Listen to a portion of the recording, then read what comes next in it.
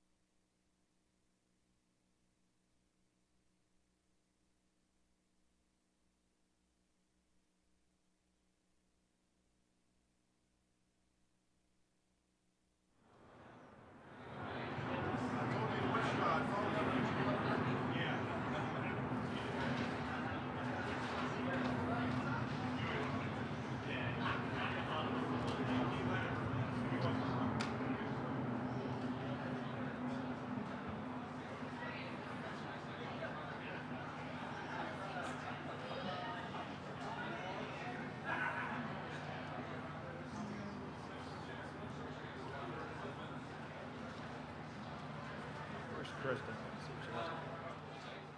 Oh, there she is.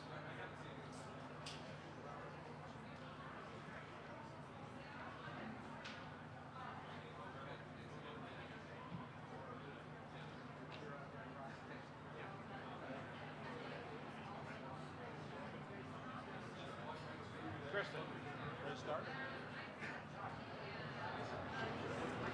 If we could have everybody's attention and bring the room to order. Welcome to the Kansas State Arrival Press Conference. We tell the media that the Media Center is open at the Camelback Inn for all your needs, credentialing needs, information needs. We are streaming live on fiestabowl.org. We welcome that viewing audience. And when we get to a few questions with Coach, we ask you to give us a moment to get you a microphone for the stream. At this time, I'd like to welcome Chairman of the Board, Steve Whiteman, who will welcome the Wildcats to Arizona.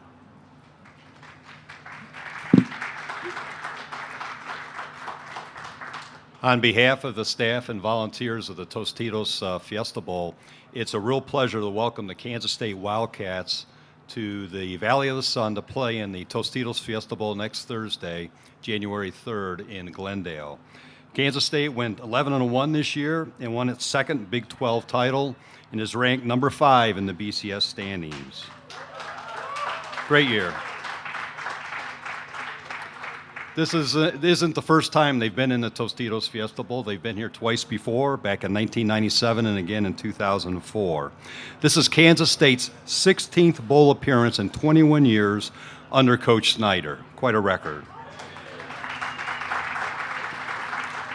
Prior to Coach Snyder's arrival, the Wildcats had played in one bowl game in 77 years, so big difference.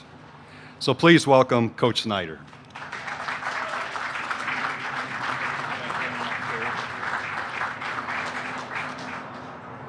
Well, thank you very much, and thanks to all the Yellow Jackets here. We have experienced this a few times before, and I'm sure this time will be no different than it has been in the past. We've had a wonderful reception.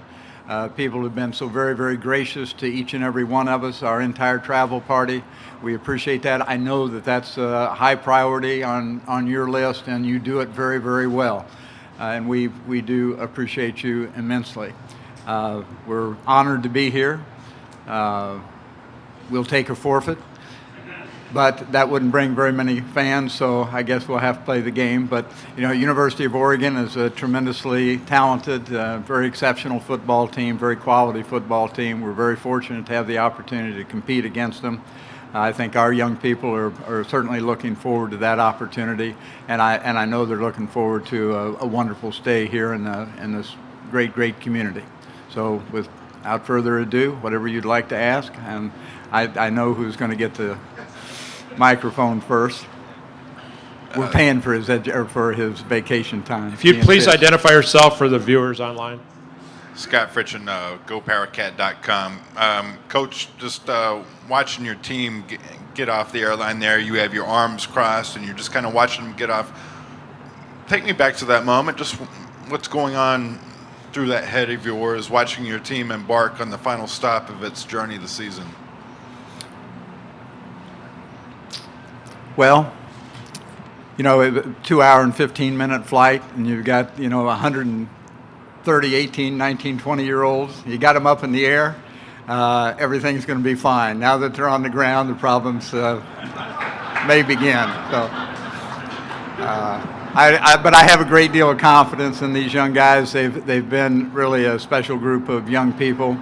They're very caring young people. They're good teammates. They take good care of themselves, and I certainly would hope and reflect that probably will be the case while they're here. They're going to enjoy the time. Scott? Coach Scott Bordeaux from the Arizona Republic right in front. Yes, Scott. It's been a little bit of a struggle for you the last 4 bowl games. Is there anything you've experienced in those games that you will try to do differently this week, or just unique set of circumstances in those games and you thought you were well prepared? Well, I think every ball game is a unique experience in its own right throughout the few hundred that we've had. But I can't tell you that I have an answer why we've been unsuccessful the last 3 years in terms of winning and losing. Will we try to do anything different? I can't tell you. I'm smart enough to figure that out. Probably not. We like the way we try to prepare, and we'll certainly try to do it that way. Can you prepare for Oregon speed in practice? I don't know that anybody really can.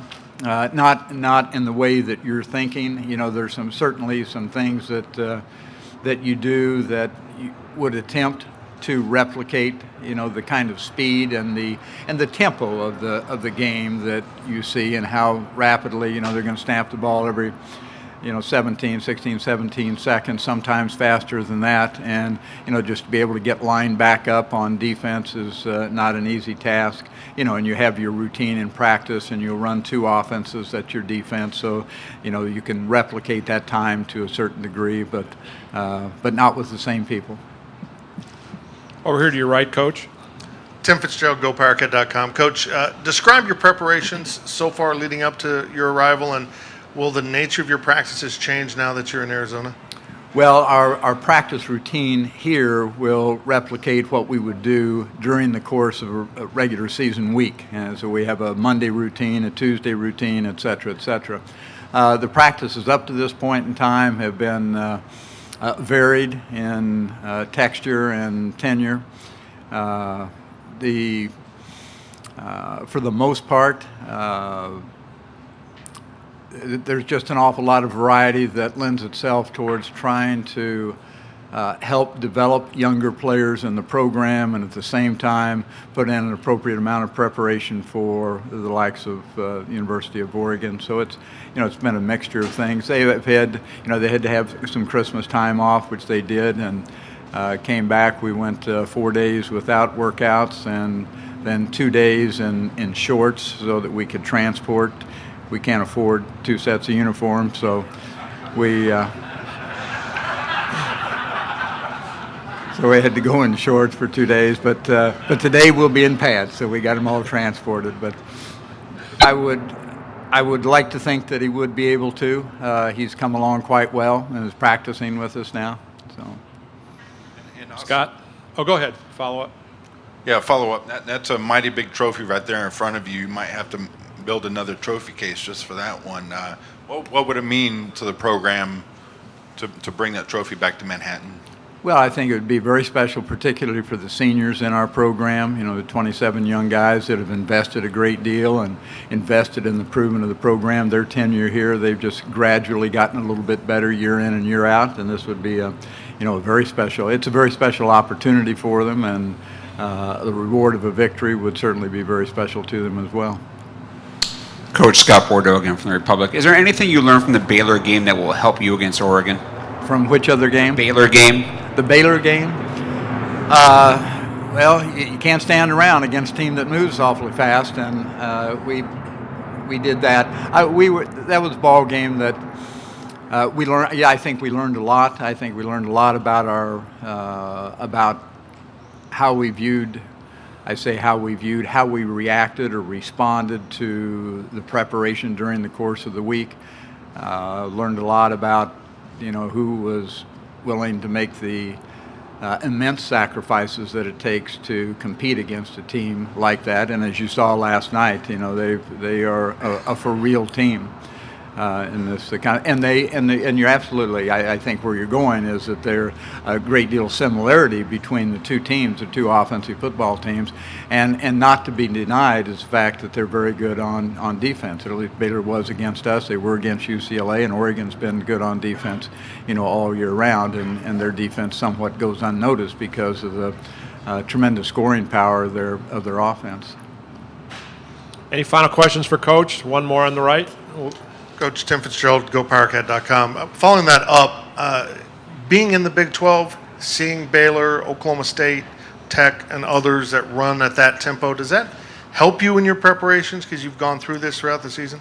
Well, it does help to a certain degree. However, it's not all about the X's and O's on the chalkboard. It's who happens to represent those X's and O's on the field, and you're probably looking at a greater amount of collective speed in addition to the fast tempo that they use. So, and not that the other teams that we played didn't have quickness and speed, but it seemed to be it permeates the Oregon program.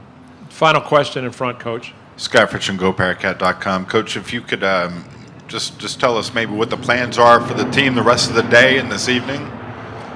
Say that again. I'm sorry, the schedule for the team the rest of the day now that you're here.